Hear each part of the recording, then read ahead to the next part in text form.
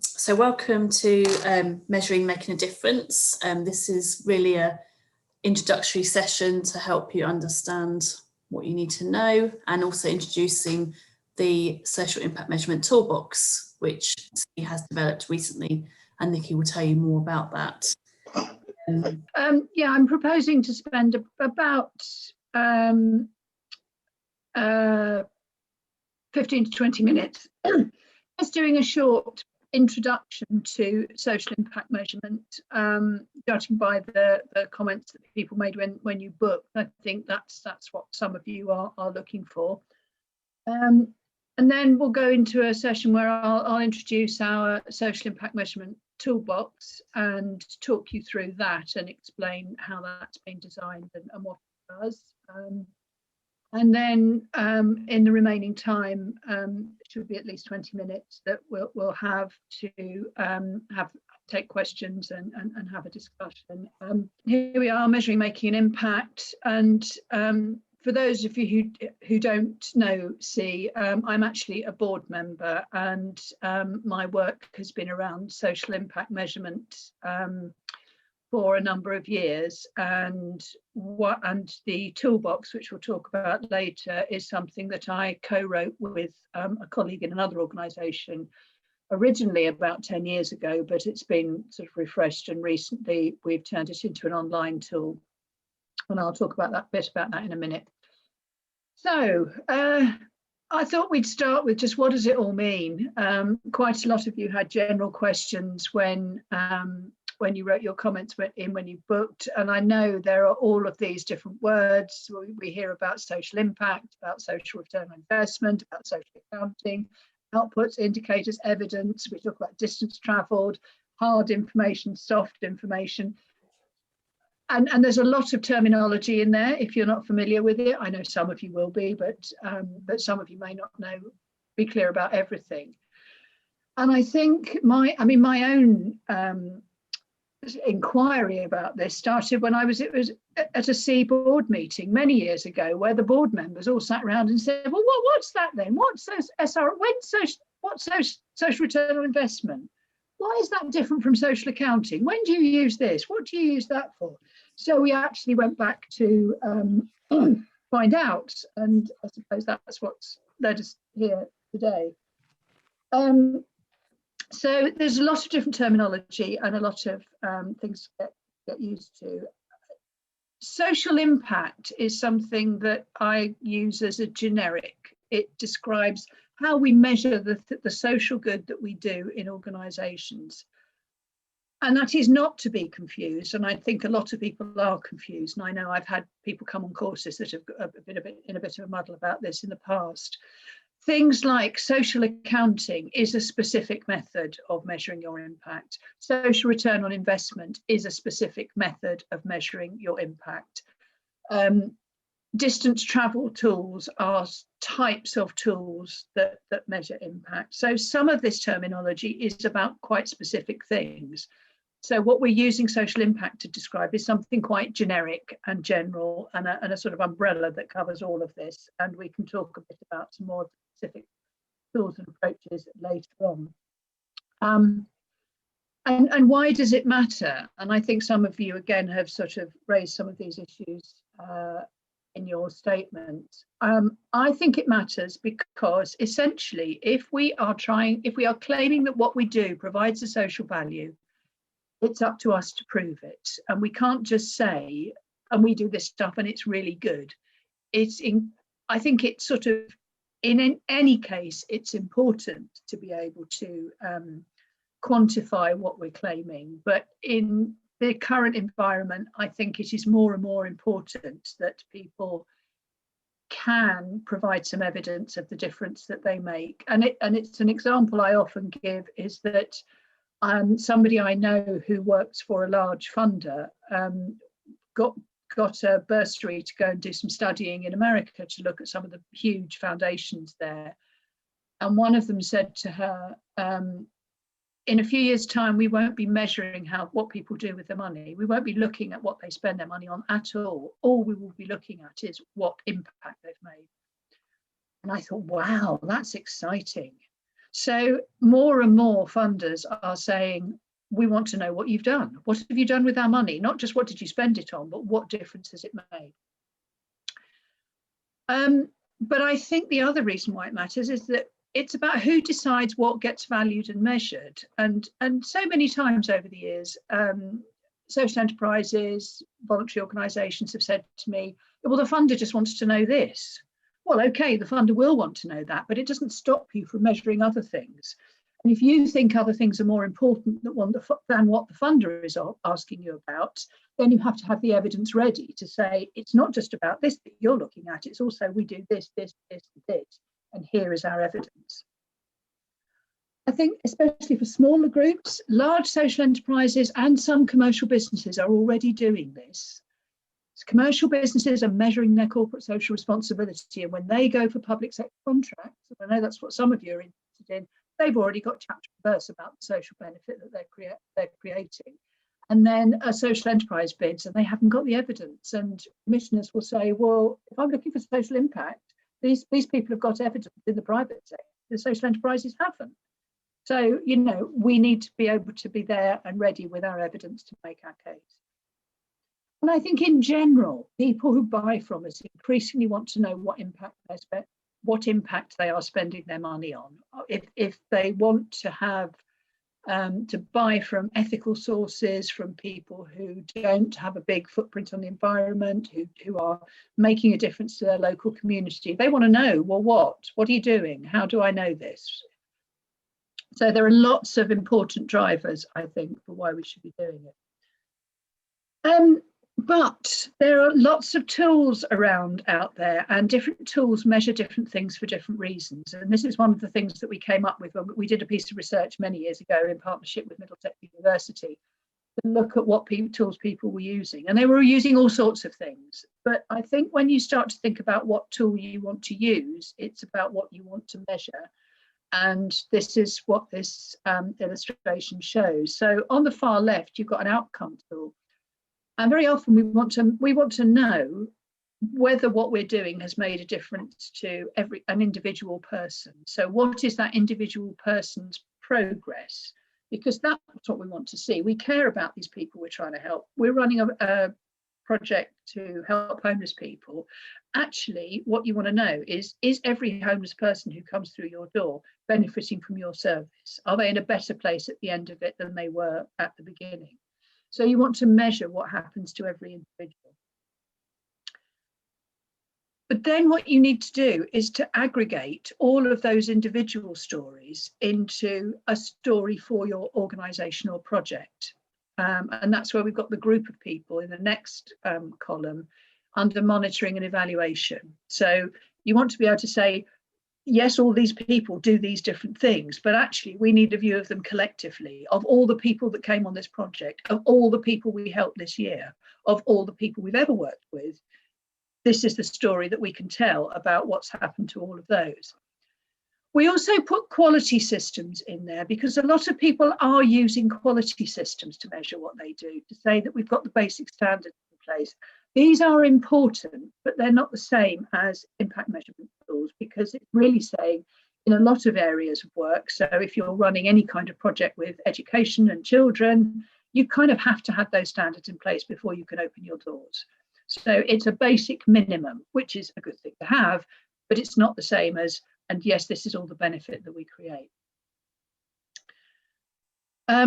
In the third column, the activities, there are different aspects of what you do that can also be measured. So at the top, we've got money, and that represents the economic impact that you can create. And are you spending your money on buying stuff from the local community? Are you, is money circulating around in your area? Are you employing staff from your local area?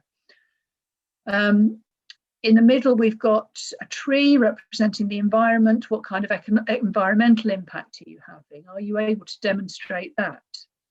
And then, is there a wider social impact that you're creating? Are we working with volunteers? Are we training up and supporting volunteers to be active in their community? Are we enabling community to come together to help other people? There's lots of different ways. Are we supporting the families of the people who come and use us? Are they getting a benefit from the fact that these people are coming to our service.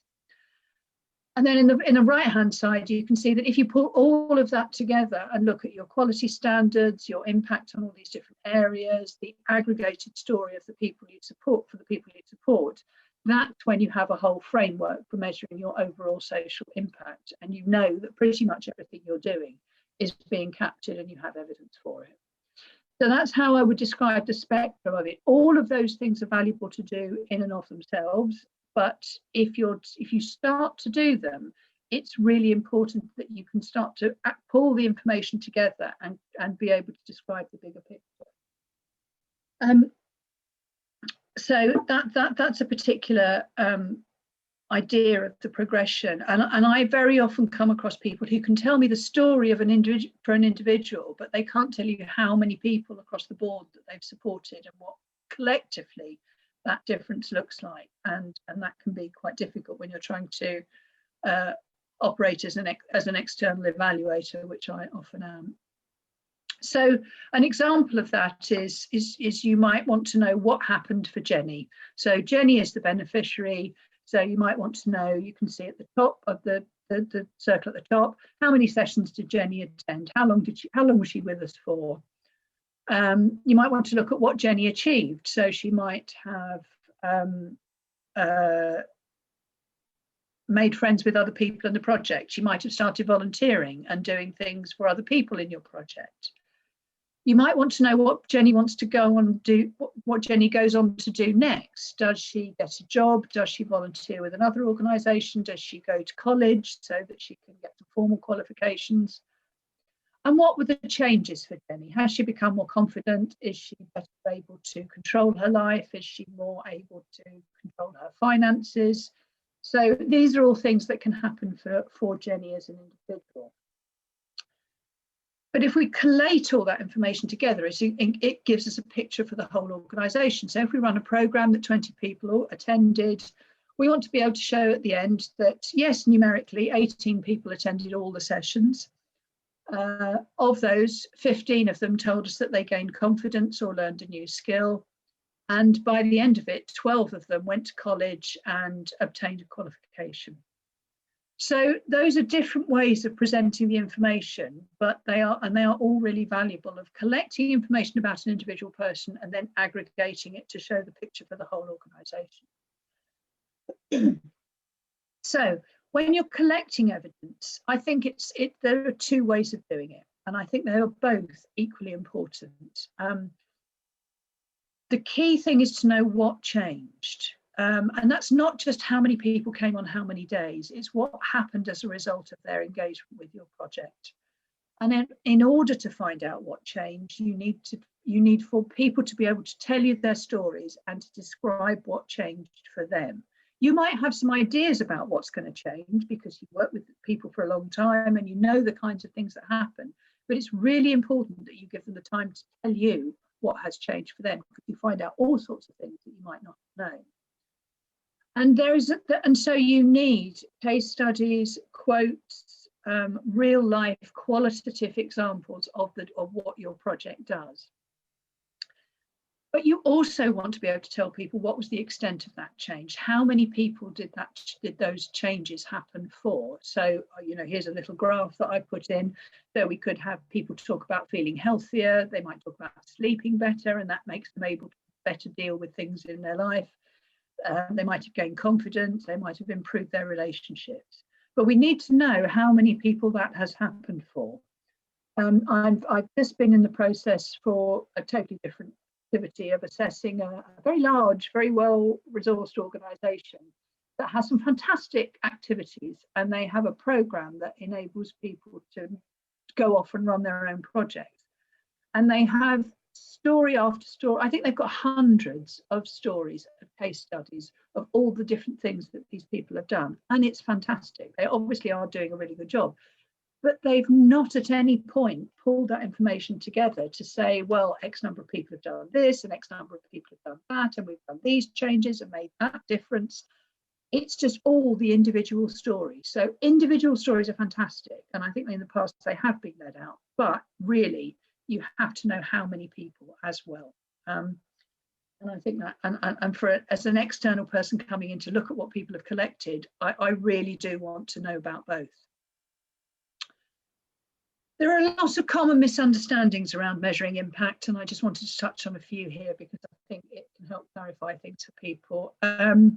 When we measure social impacts, we are not in a laboratory, we're not in white coats, and we're not counting things to the sort of milligram degree.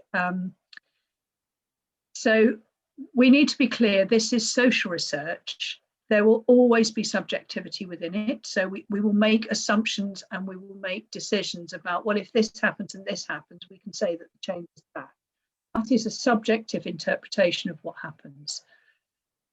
We don't have hard empirical data, and that's okay, because the context that we're working in, we're probably never going to have it.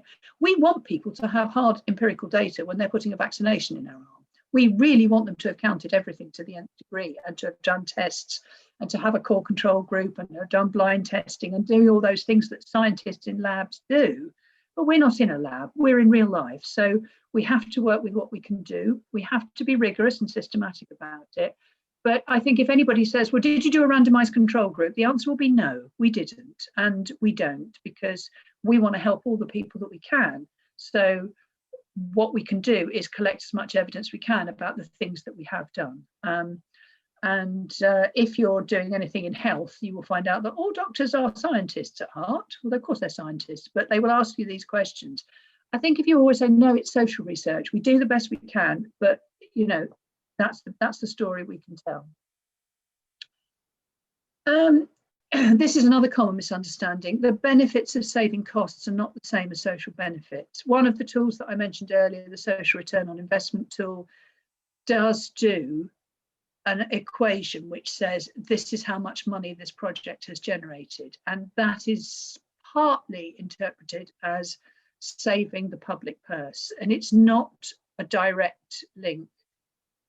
If you are running a project where you're trying to help elderly people stay in their own home, and you fit handrails and safety mats and non-slip rugs and make sure that their slippers are not gaping at the back and things so they don't trip over, you might, if you're funded by a health service, because they want you to reduce falls and reduce people going into hospital, they will be saying, are we spending less on this project to put in handrails than we would be spending if a certain number of people came into emergency services and then needed a hip replacement and then needed all the therapy that will provide them afterwards?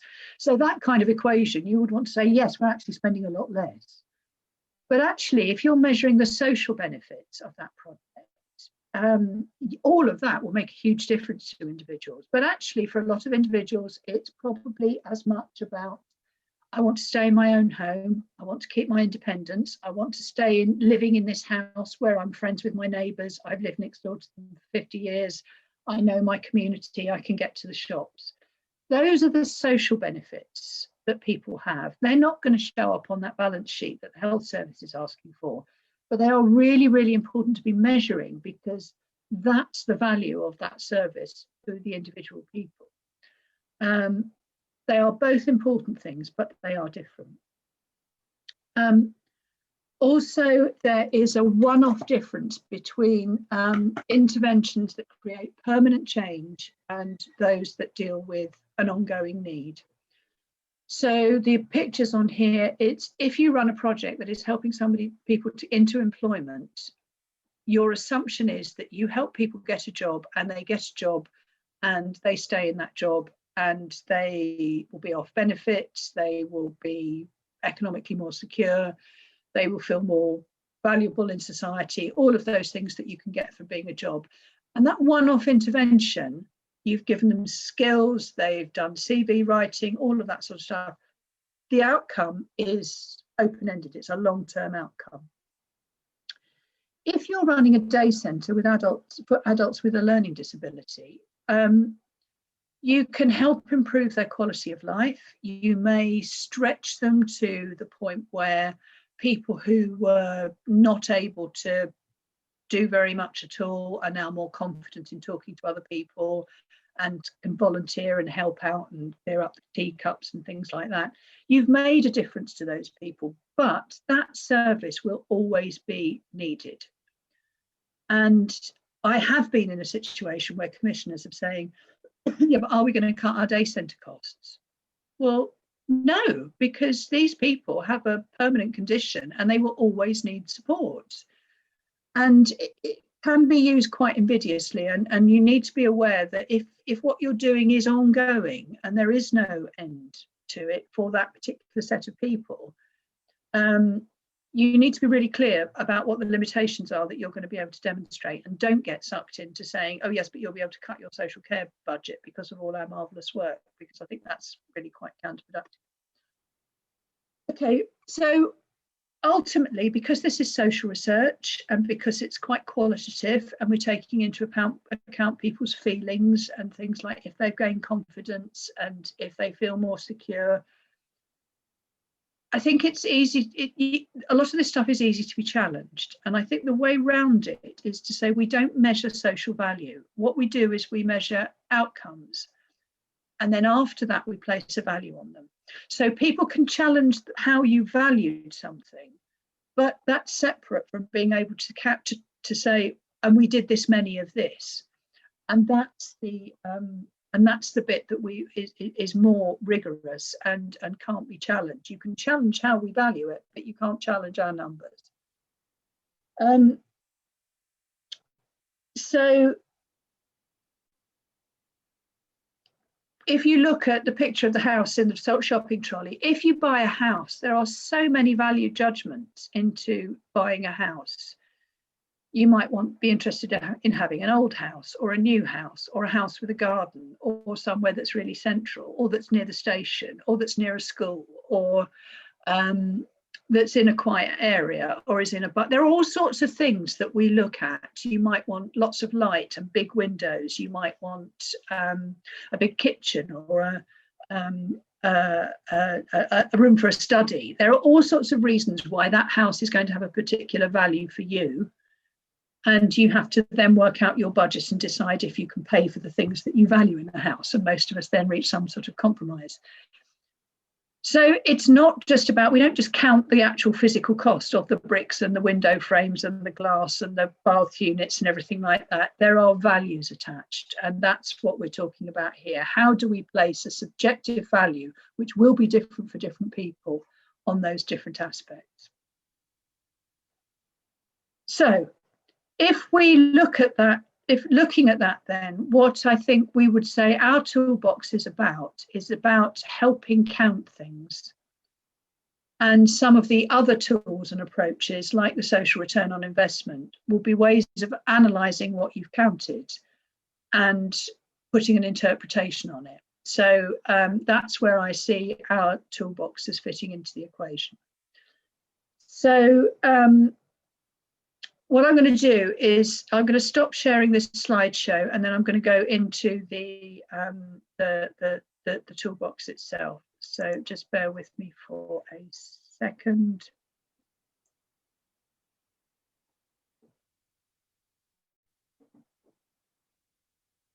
Which I now can't. Oh, here we are.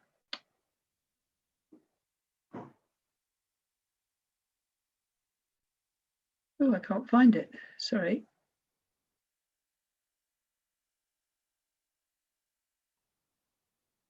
There it is. There it is. Okay. So our social impact measurement toolbox started off physically in a box, and the idea is that it helps you get all your information in order and think about what it is that you want to be measuring to provide that evidence of what your group does.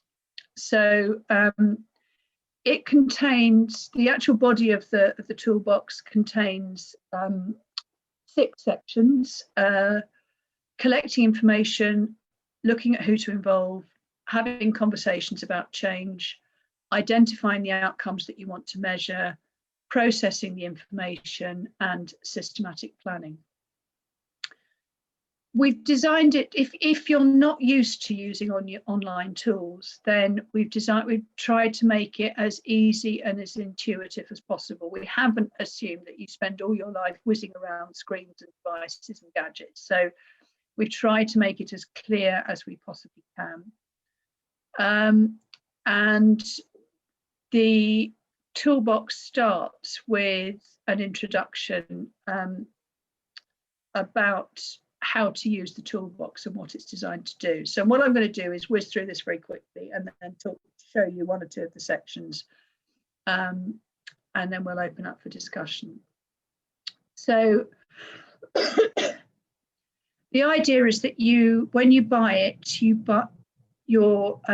we suggest that you work in a group. You get a group of people in your organisation who will be your impact team, and you will be led by a facilitator who will be the kind of person who really keeps the show on the road. You make sure that you're getting together to do the things that you've decided to do, and you don't sort of get drawn out by the pressures of work into not completing this. So it's designed for you to be able to do things in whatever order you want. You can take as long or as you like to use it, or you can use it quite quickly. The license that you buys up to a space for up to 5 people to work on the toolbox, and I'll talk a little bit about that in a minute. And you can work directly on documents in the toolbox, and then you save them within the toolbox. And when you buy it, it's a one-off payment for use on an ongoing basis, and you just basically store your stuff there and you keep it kind of in your toolbox. You don't need to be able to put it in a separate file, because this will actually effectively be your file for where you keep your workings. So to design the workshop, we decided that several heads are better than one, so it is better to work in a group. It's about trying to work around the time commitments you'll have in your work and making sure that what you're doing is an investment that will save you time later. It's activity based. I think a lot of the tools that have been designed by academics and can be a bit theoretical, and that people in small organisations find that really frustrating, because you're probably not theorists, you're probably activists. You want to get out and get on and do things. So we've made the toolbox as active as possible. We break the sessions down into the activity down into sections, so you don't have to think about everything at once. When you're using it, it's so important to be open and honest with yourselves. It's an internal process. You're not reporting it back to anyone else. You're doing it because you see it is important. And if you're not honest with yourselves about, well, actually, we could be a bit better at doing that, and we haven't done that. We should be doing it, but we haven't. Those are the conversations that you really need to have. Keep things in proportion. Balance the amount of time and resources you want to spend on impact measuring with how robust you need your data to be. You can do it to the nth degree, and I have seen tools written by, actually I think mostly by students, but sort of universities have produced some tools that I just think that must have taken so many hours of so many people's time for such a long period of time. If you can bring some students in to do that, measuring to the nth degree, great. I'm not wholly convinced that you're ever going to need that data to the nth degree, but if you're doing it yourselves, then you can't afford to spend that time on it. Be realistic about and proportionate about what you can get done. Don't overclaim. Be confident that you could justify what you've said. If a skeptical third party said, well, how did you reach that figure then? Always err on the side of a lower figure if you've got 2. I always use a lower figure if I've got 2, because people could say, well, it might not be that, it might be just that. And that's much more vulnerable than if you say, we know it's that, but it could be as much as that, but we absolutely know it's this much. We don't use jargon, so you learn the words, but they are used in context so you can get to understand them. So each section has some very short pieces for reading, and I'll show you how short in a minute. activity sheets that you can use to keep your information together on. We've got resources that you can get more information if you're interested in a particular area. Sheets for facilitating group discussions, and as I said, tools that you use online to summarise your discussion. As I've said, the facilitator can pull can keep the meetings going, but also the facilitator can pull together all the work that every individual has done and pull together on findings on a group copy, which can either be everything that everyone said, or it can be a summary of the best ideas or what you've agreed to go forward with as your group. You can use that however you want. And at the end of the process, if you get to the end of section F, you'll have a systematic plan for measuring impact throughout your organisation, having involved your users and stakeholders and developed systems for collecting and analysing information that suits your need. So what it will be is your own bespoke approach.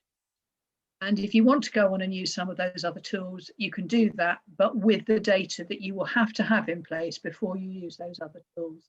And I've sometimes, talked about what's in some of the other tools. I mean, SROI is a great tool. I use it a lot and it's really fantastic, but it's a lot of work and you need a lot of information in place before you can even start to use it. And it puts people off if they don't have that information.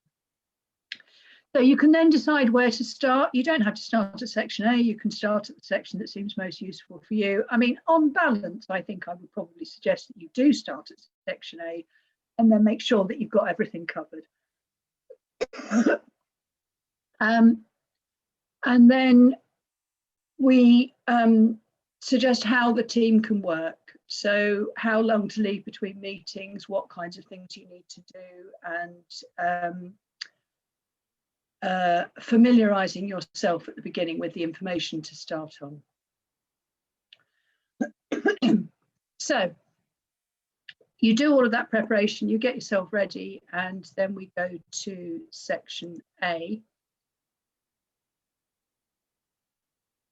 Sorry, this does take a minute or two to go between each section. So we tell you what's in each section, some reading, some individual activity, and a bit more reading. This is what your activity sheet is going to look like. And by the end of this, you'll have a written grid showing what monitoring information that you hold and where there are gaps. So all of, excuse me, all of this is not necessarily having all of that information, but saying, oh, we've got a bit of a gap here. What do we want to do about it? So the pre-reading session is what do you count and why? So if you started to use the toolbox, it's because you're interested in finding out about the impact of something your organisation is doing. What is that something? Is it a particular project, a training course, a community event? Is it what you do for a particular group of people? Is it what you do because you've received a particular pot of funding? Or is it the whole organisation? And so when you're counting how much of it you do, this is your monitoring, and we then suggesting how you check whether your monitoring is systematic across your organisation and not just what a particular funder has asked you to do. So we asked you where you would get your, if I asked you how much of this you do or what you do, would you cast your mind through your memory, get staff to cast their minds through their memories, start tallying up lists from a register, open a spreadsheet to tell me how many people you've helped, or be able to give me extensive information for one project, but not necessarily other things you do. So this is what the exercise is to help you with. So you're asked to think about how many activities you help, how many participants there were, how much volunteer time. Is there other information that you need about the people? And then this is an example of how you fill in the questionnaire. And then you go to a group activity to think about that, and then onto activity sheet A. And in each section, you click into where your activity sheet is. And then you'll see it comes up here. So you then fill in all the boxes. To fill in the boxes, you have to then click through to the edit section. I have to say, when we were making this an online tool, there were some things that I thought were going to be really difficult, and this wasn't one of them, but it proved to be the absolutely most difficult thing. So here are your instructions about what you do.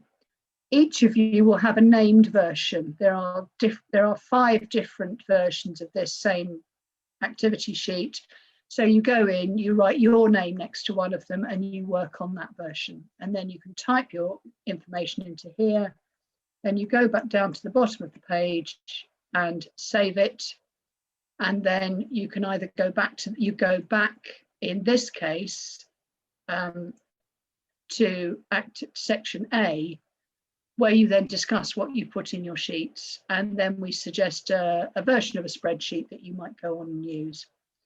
And then you have to make a decision about what to do next. So the pre-reading session, I mentioned there were sections for to read. It's that. It's very, very short. And it is asking you lots of questions about what you do. So I'm just going to very quickly show you another section. And there is a more interactive tool, not just an activity sheet in section E where you have to move cards around on a sheet, but we'll look at section D now.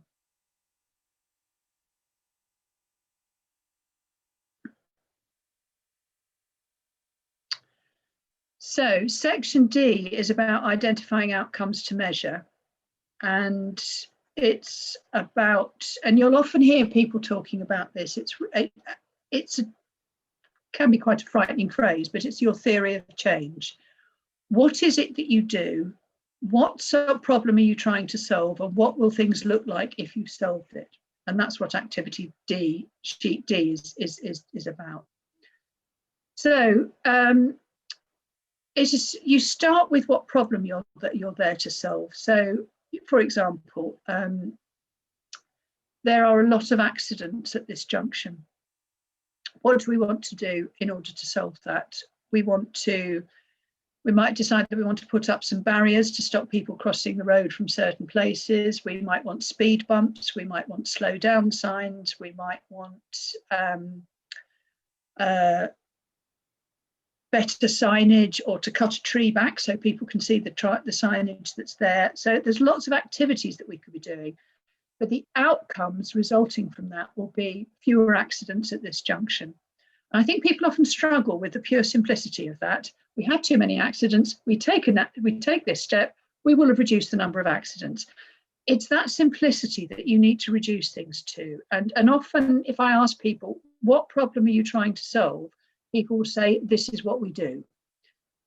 The clarity of purpose that we talk about starts with you saying, and this is the problem that we're trying to solve.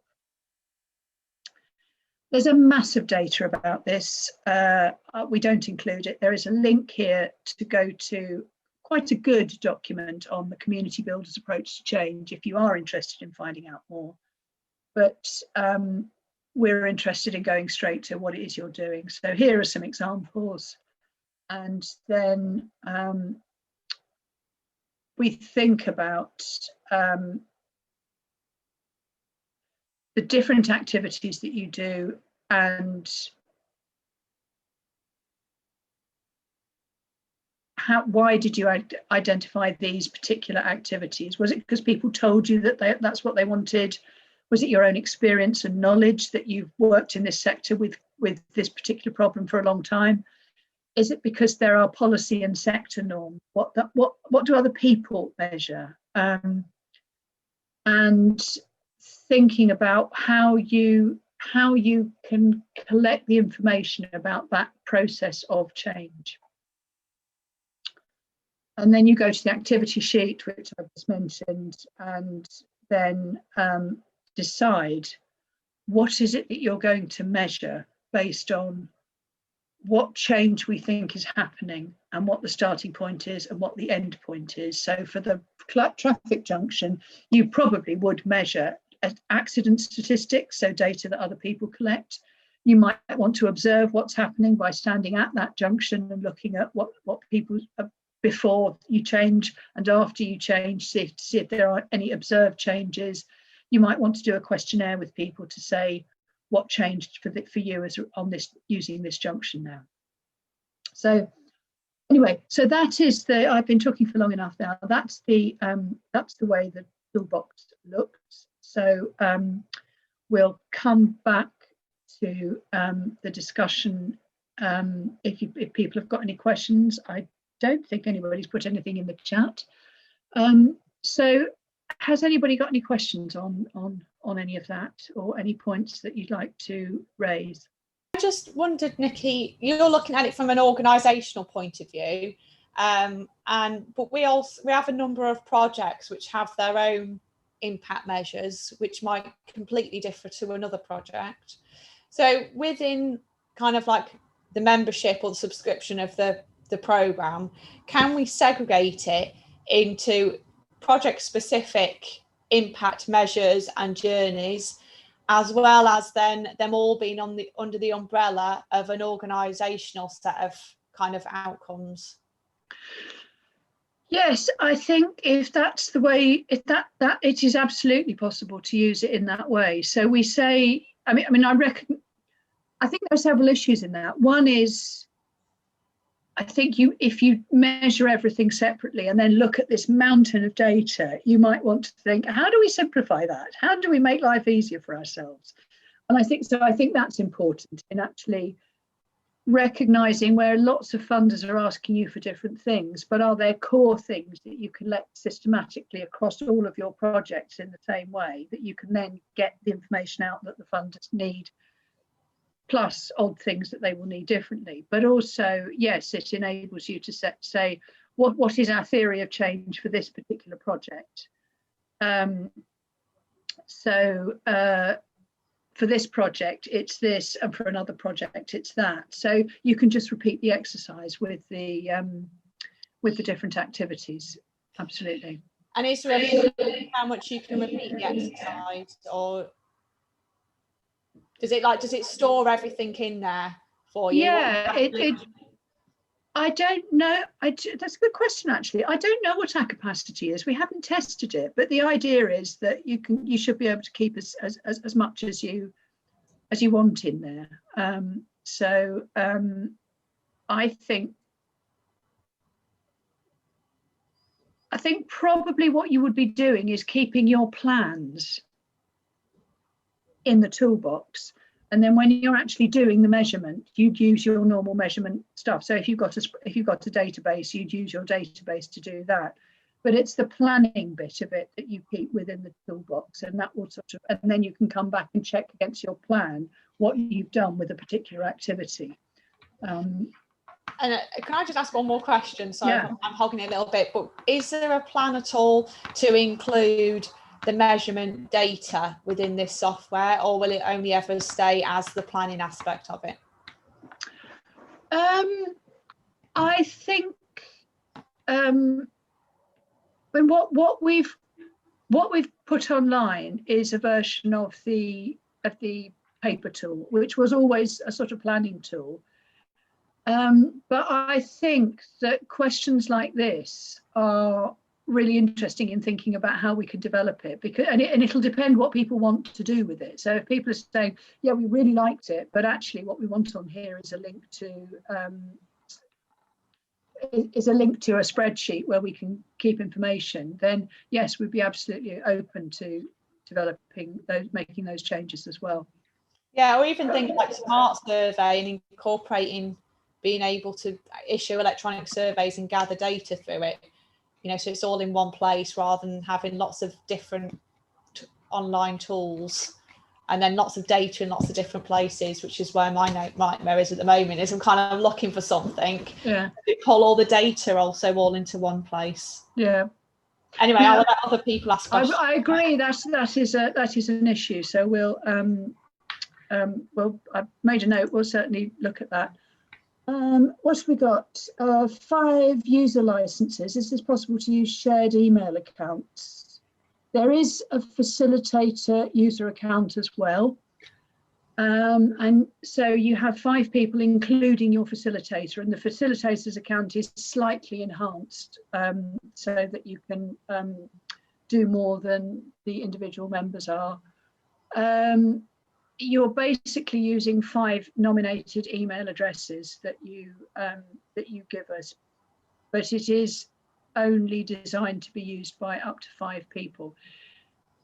We think, because we think if you're working with if this is an action planning process, and probably you need 5 people, a group as small as 5 people, to be able to work through the process. I think if you start to get many more than that, it can become a bit unwieldy. So yes, that's the answer to that question.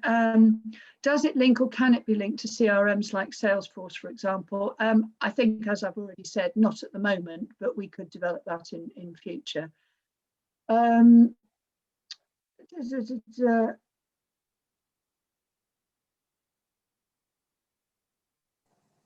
Sorry, I'm reading Edward. Yeah, and I was saying, Nick, before that, there was also asking about the cost, which I know you're going to cover. Okay. Sorry. Yes, the cost of the license. There's the standard cost is £180. We are giving you, as participants in this webinar, an introductory offer of £150, which will be opening to you until the end of May. We will be emailing you after this webinar with a code that when you go in, you buy it online, and you can and you quote the code, and then that will mean that you pay £150 for it. We do have some sort of supported program offers, so that you can get a bit of time to help you to get to use it, but that it is designed to be used without additional support. But we do have some offers if you do want to buy in any personal support. So we work with other social enterprises globally on production projects. I'm considering how we can use this across several organisations to track impact. Is the tool for this equipped for this use in any way? It goes back to the 5 licenses. If you wanted to work as a group of 5 organisations and have one person in each organisation, you could choose to use it that way. Other than that, you could have different organisations each buy a copy, and then organise yourselves so that you work through it at the same time, doing the same stuff and discussing in the same group. I mean, I think now we're so used to doing this, it would be an easy thing to do, to convene a group of people from 5 different organisations in a Zoom call and then discuss what you've been doing in your different bits of your organisation. So I think you can enhance in that kind of way as much as you like. So it does come back to the five places, really. And one facilitator use it for different organisations? No, if it's the organisation that buys it and the facilitator is within the organisation. Our whole idea was that we called it a consultant in a box, because the idea was that most small organisations can't really afford to buy in a lot of consultancy support, but with the right support and resources, you can do quite a lot of this stuff yourselves, because after all, you know your organisation's best. So the idea is that it is designed to be used without anybody externally coming in to help you. So that notion of one facilitator using it for different organisations then slightly flies in the face of that. So it is designed to be used within an organisation, using your own staff as facilitators and group members. Okay, sorry, I'm trying to sort of keep the momentum going and look at Edward's comment, but Edward, I can't see a question there. Perhaps you could speak or add something else in, and I'll happily see if I can answer it. Not a question. Oh, good, good. That's not a question I was missing then. Fine, okay. Has anybody else got any questions?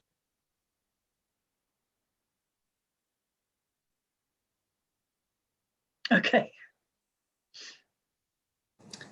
Peter Brooks has got his hand up. Oh, sorry.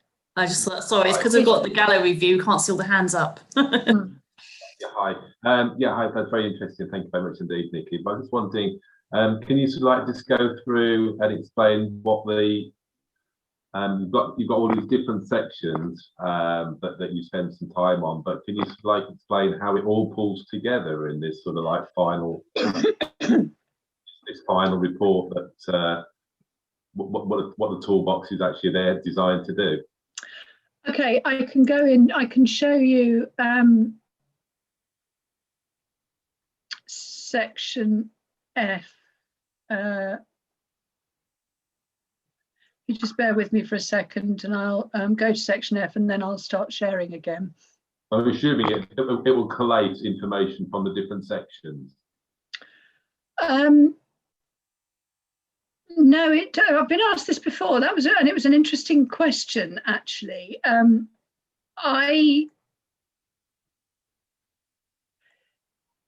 The thing I think is valuable is not that the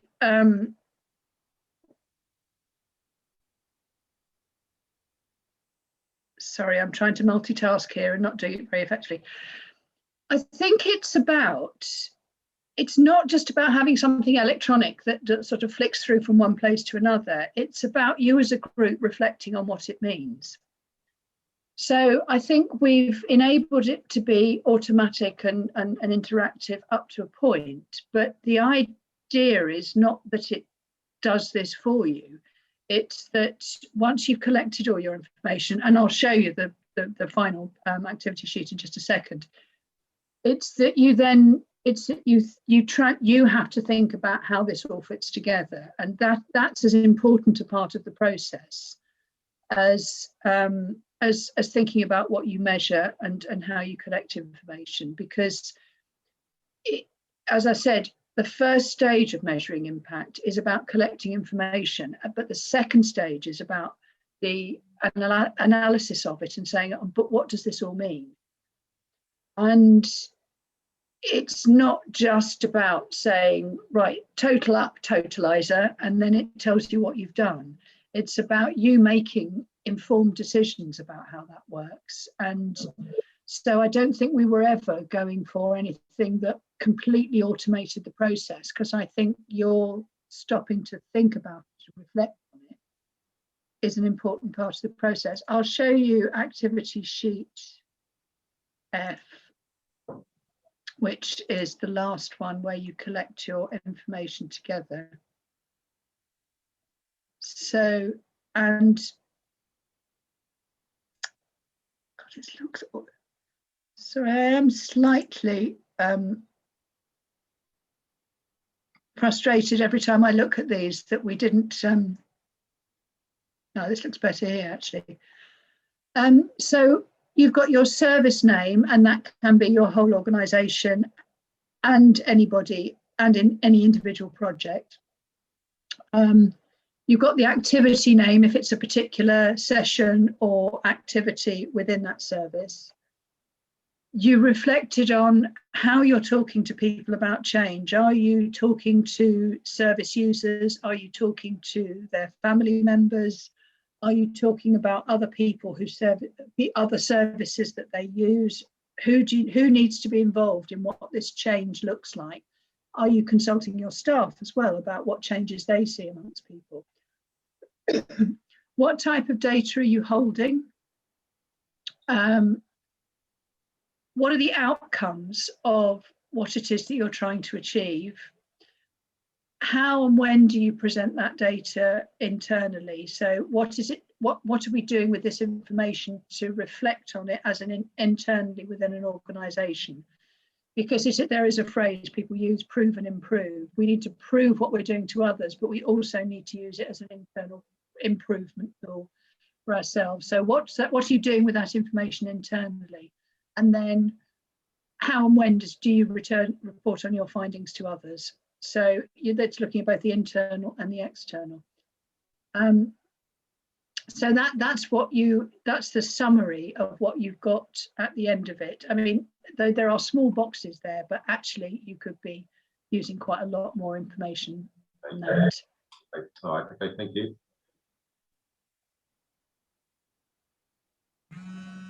Nicky, there was also a question from Charlotte Hollands asking about a summary document at the end, or how is there something? Yeah, you can print off your completed activity sheets. So like I've just shown you. So you can download those, but the rest of it is designed to be kept on the cloud, so that you have that central place for keeping your resources.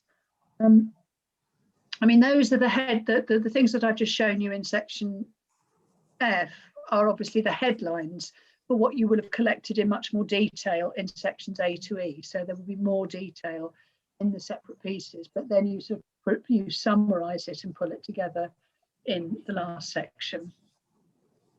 So yes, absolutely, because at some stage you're going to need to feed this back to your colleagues and your board, and also think about how you report on it. I mean, I don't think this is in itself the reporting mechanism, but it will have gathered together all the information that you need to use for your reporting. I would sort of look at it that way. Thank you ever so much, Nicky. That was really, really good, and hopefully that's given everyone lots of food for thought, how they go about it and how they start, and whether the toolbox is for them. And I have to just say that some of your questions have raised really interesting issues about how we can develop things in the future, and it's really helpful to speak to users and potential users to think about what it is you're going to use it for and how you want to use it. So that will inform our development of it as we go through into the future. Yes, because we should say this was tested on various organisations in the development, but we were always fully aware that this would be the Mark 1 version probably, and it will evolve. But thanks, Nicky, ever so much for running today, and thank you everyone for coming along to the webinar. We really hope you found that useful, and do keep in touch with us or drop us any questions.